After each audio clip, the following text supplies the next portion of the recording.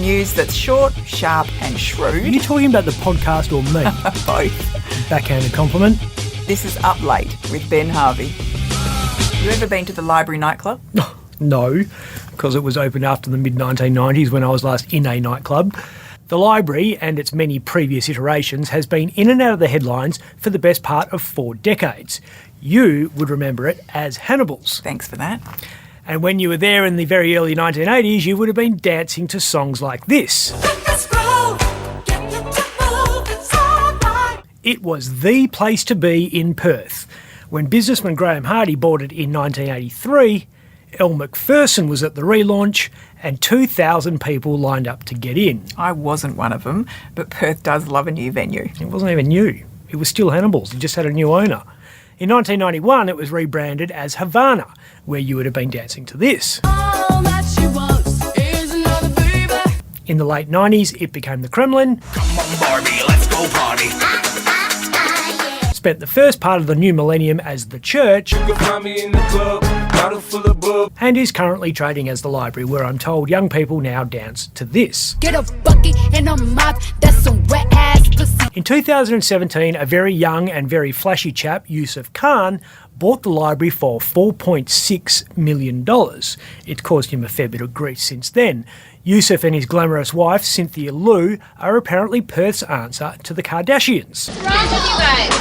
My diamond earring came off in the ocean and it's gone. And there's people that are dying. Their social media is impressive. They had very big plans for the Library, starting with a rebrand and then a bigger development. You've got a good piece of land in the city which is over 500 square metres. It obviously has the development opportunity, which we bought it for, so you can go up to 10 stories. It's a piece of land that we can develop and build apartments or a hotel, is what Yusuf said at the time he bought it. How's that going? Well, 5 years later, it's still a nightclub and it's still called the Library, so not great. Yusuf has been preoccupied with other matters. On the opening night, under new management, there was a special guest, but it wasn't Elle Macpherson. 30 police officers, the K9 unit and the TRG blocked off part of Lake Street, manned the front entry and rear exit of the venue and searched patrons waiting to enter. Something Yusuf suggested was evidence police were just doing their job to make sure the club's running perfect. 4 months after that, the Library was one of 4 night spots raided by the Organised Crime Squad. That operation was part of a wider investigation of a bust that netted $33 million of methamphetamine, cocaine and MDMA, as well as 3 guns and more than $800,000 in cash. Now, there's no suggestion Yusuf had anything to do with that matter, but his brothers sure did. Adil and Zamul Khan are both doing hefty stretches in jail for their part in what was a pretty sophisticated drug smuggling operation. 3 others were sent to jail also. 5 convictions, not bad for the cops.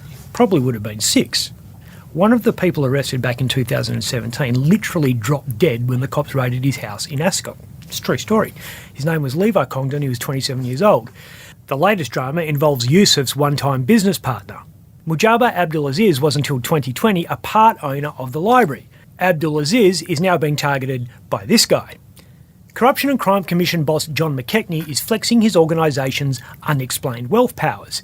He's a bit like Chuck out of Billions. I can do what I want, when I want, how I want. The CCC has frozen US $590,000 that was in Abdul Aziz's bank account. Where'd the money come from? Well, that's kind of the point. It's unexplained.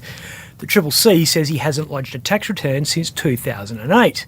We know all this because there was a Supreme Court judgment just handed down after Abdulaziz tried to get the freezing order struck out. He reckons, the cops reckon, he and his family are involved with drugs.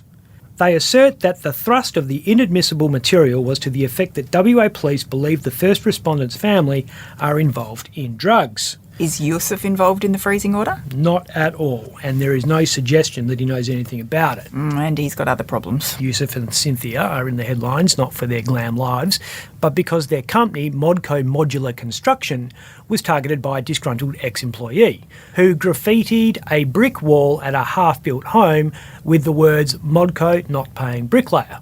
Others reckon they owe more than $100,000 in unpaid bill, which is denied by the company, but still likely testing the Khan's life philosophy, which Cynthia says is based on being a huge believer that as long as we are honest in our dealings, have good intentions and are accountable, we will always be okay. Adam Simpson needs some of that mojo. Have you ever seen Simmo more miserable?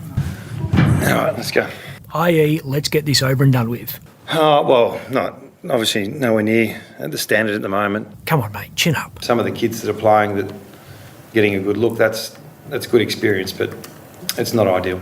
Incredibly, the weekend's 84-point thrashing wasn't the worst Simpson has shamefully endured. That title goes to last year's 97-point drumming by Geelong.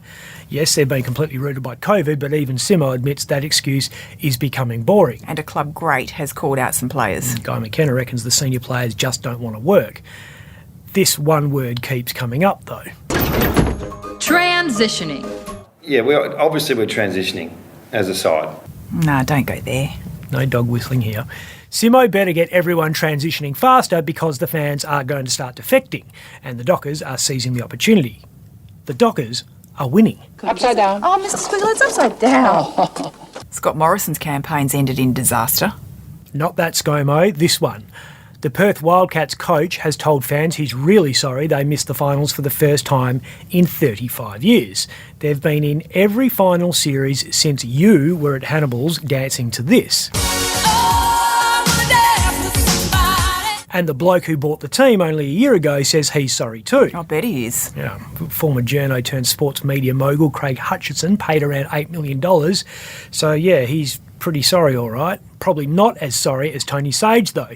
He's the businessman who is busy turning his large fortune into a small one by virtue of his ownership of Perth Glory. Sorry week for WA Sport. Even Perth's most famous sporting smile is upside down. Daniel Ricciardo has apologised after doing this. Daniel Ricciardo hits Carlos Sainz and Ferrari is spun round. Something that made Ferrari driver Carlos Sainz grumpier than Blackboard out of Mr. Squiggle. Oh, that's not fair. While Max Verstappen and Red Bull party like they did in Northbridge 40 years ago. The only way is up. I'm Ben Harvey. If you'd like to watch Up Late with me, Ben Harvey, search for The West Australian on YouTube.